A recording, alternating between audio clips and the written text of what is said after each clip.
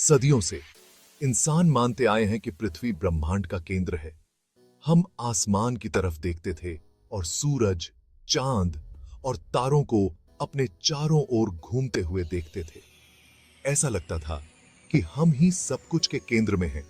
लेकिन फिर एक क्रांतिकारी विचार आया, हीलियोसेंट्रिज्म।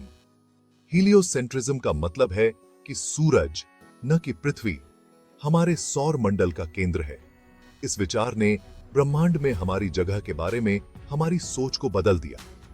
इसे स्वीकार करना शुरू में आसान नहीं था। हजारों साल पुरानी मान्यता को चुनौती देने की कल्पना करो, लेकिन कुछ प्रमुख हस्तियों की बहादुरी और प्रतिभा के कारण हीलियोसेंट्रिज्म हमारे सौर मंडल का स्वीकृत मॉडल बन गया। उनकी खोजों ने आधुनिक खगोल विज्ञान और विशाल ब्रह्मांड की हमारी समझ का मार्ग प्रशस्त किया।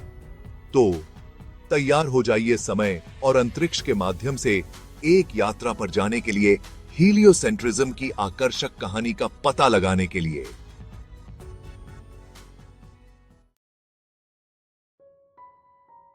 कल्पना कीजिए कि आप आसमान की तरफ देख रहे हैं और सूरज को पूर्व में उगते और पश्चिम में अस्त होते हुए देख रहे हैं। यह समझना आसान है कि शुरुआती खगोलविदों ने क्यों सोचा था कि पृथ्वी स्थिर है। यह विचार कि पृथ्वी ब्रह्मांड के केंद्र में थी और बाकी सब कुछ उसके चारों ओर घूम रहा था, जियोसेंट्रिज्म कहलाता है। इस मॉडल को प्रसिद्ध यूनानी दार्शनिक अरस्तु ने समर्थन दिया था। वह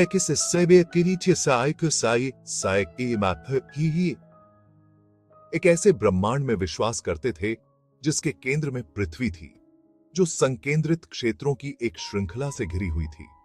इन क्षेत्रों में सूर्य, चंद्रमा, ग्रह और तारे थे। 1500 से अधिक वर्षों तक भूकेंद्रित मॉडल प्रचलित रहा। यह रोजमर्रा की टिप्पणियों के अनुकूल प्रतीत होता था और उस समय की धार्मिक मान्यताओं द्वारा समर्थित था। हालांकि जैसे जैसे खगोलीय प्रेक्षण अधिक सटीक होते गए, कुछ विसंगतियां सामने आईं। ये विसंगतियां बाद में भूकेंद्रित दृष्टिकोण को चुनौती देंगी और हमारे सौर मंडल की एक नई समझ का मार्ग प्रशस्त करेंगी।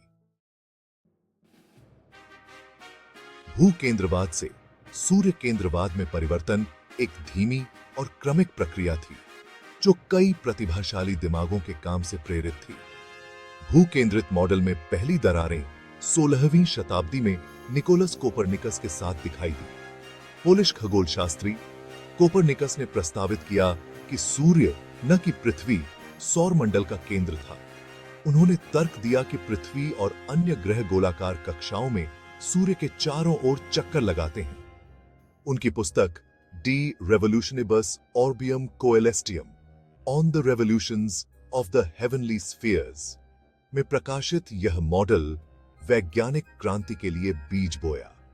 फिर आए गैलीलियो गैलीली, एक इतालवी खगोल शास्त्री, जिन्होंने सूर्य केंद्रवाद की स्वीकृति में महत्वपूर्ण योगदान दिया। नए आविष्कृत टेलीस्कोप का उपयोग करते हुए गैलीलियो ने शुक्र के चरणों, बृहस्पति के चंद्रमाओं और हमारे चंद्रमा पर क्रेटरों को देखा। इन प्रेक्षणों ने भूकेंद्रित मॉडल के खिलाफ सबूत प्रदान किए और कोपरनिकस के सूर्य केंद्रित सिद्धांत का समर्थन किया। गैलीलियो की खोजों ने हालांकि विरोध का सामना किया, वैज्ञानिक सहमति को सूर्य केंद्रित सौर मंडल की ओर स्थानांतरित करने में मदद की। भाग 4, देखने पर विश्वास होता है, सूर्य केंद्रवाद के प्रमाण। कोपरनिकस ने सूर्य केंद्रित मॉडल का प्रस्ताव रखा था और गैलीलियो ने अवलोकन संबंधी प्रमाण प्रदान किए थे। जोहान्स केपलर ने ग्रहों की गति की हमारी समझ को परिष्कृत किया। उन्होंने टाइको ब्राहे के साथ काम किया, जो अपनी सटीक खगोलीय टिप्पणियों के लिए जाने जाते थे। केपलर ने पाया कि ग्रह अंडाकार कक्षाओं में घूमते हैं। इस खोज ने सूर्य केंद्रित मॉडल को मजबूत किया। केपलर के नियमों ने न्यूटन के गुरुत्वाकर्षण के नियम की नींव रखी। कहते भाग 5, एक ब्रह्मांड रूपांतरित सूर्य केंद्रवाद का प्रभाव। सूर्य केंद्रवाद की स्वीकृति ने ब्रह्मांड की मानवता की समझ में एक गहरा बदलाव ला दिया। इसने पृथ्वी को केंद्र में अपनी विशेषाधिकार प्राप्त स्थिति से हटा दिया और सूर्य को हमारे सौर मंडल के केंद्र में स्थापित कर दिया। इस बदलाव के दूरगामी परिणाम हुए न केवल खगोल विज्ञान में, बल्कि विज्ञान, दर्शन और धर्म के अन्य क्षेत्रों में भी। इसने पारंपरिक मान्यताओं को चुनौती दी और वैज्ञानिक क्रांति का मार्ग प्रशस्त किया। सूर्य केंद्रित मॉडल ने आकाशीय पिंडों की देखी गई गतियों के लिए एक सरल और अधिक सुंदर व्याख्या प्रदान की। इससे अधिक सटीक खगोलीय तालिकाओं का विकास हुआ और नेविगेशन तकनीकों में सुधार हुआ। इससे भी महत्वपूर्ण बात यह है कि इसने ब्रह्मांड के बारे में सोचने का एक नया तरीका अपनाया, जो अवलोकन, साक्ष्य और गणितीय तर्क पर आधारित था। भाग 6, हमारे सूर्य और उसके तंत्र के बारे में मजेदार तथ्य।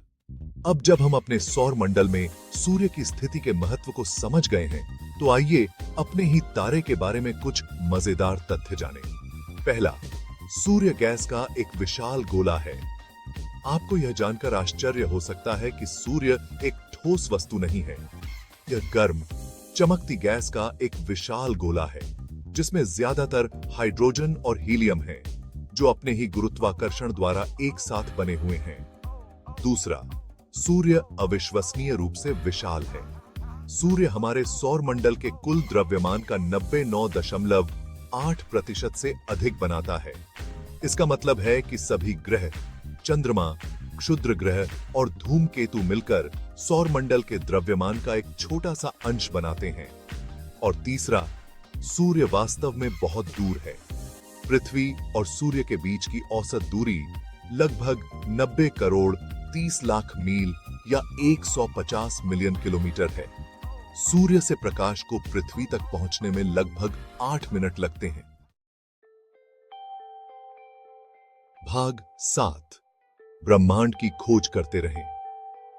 सूर्य केंद्रवाद की कहानी मानवीय जिज्ञासा की शक्ति और उस ब्रह्मांड को समझने की हमारी खोज का प्रमाण है। स्थापित विश्व दृष्टि को चुनौती देने वाले एक क्रांतिकारी विचार के रूप में जो शुरू हुआ, उसने अंततः ब्रह्मांड में हमारे स्थान की हमारी समझ को बदल दिया। जैसे जैसे हम अधिक परिष्कृत दूरबीनों और अंतरिक्ष यान का उपयोग करके ब्रह्मांड का पता लगाना जारी रखते हैं, हम कोपरनिकस, गैलीलियो, केपलर और अनगिनत अन्य लोगों की विरासत का निर्माण करते हैं, जिन्होंने सवाल करने और तलाशने की हिम्मत की। और ब्रह्मांड की खोज करना कभी बंद न करें।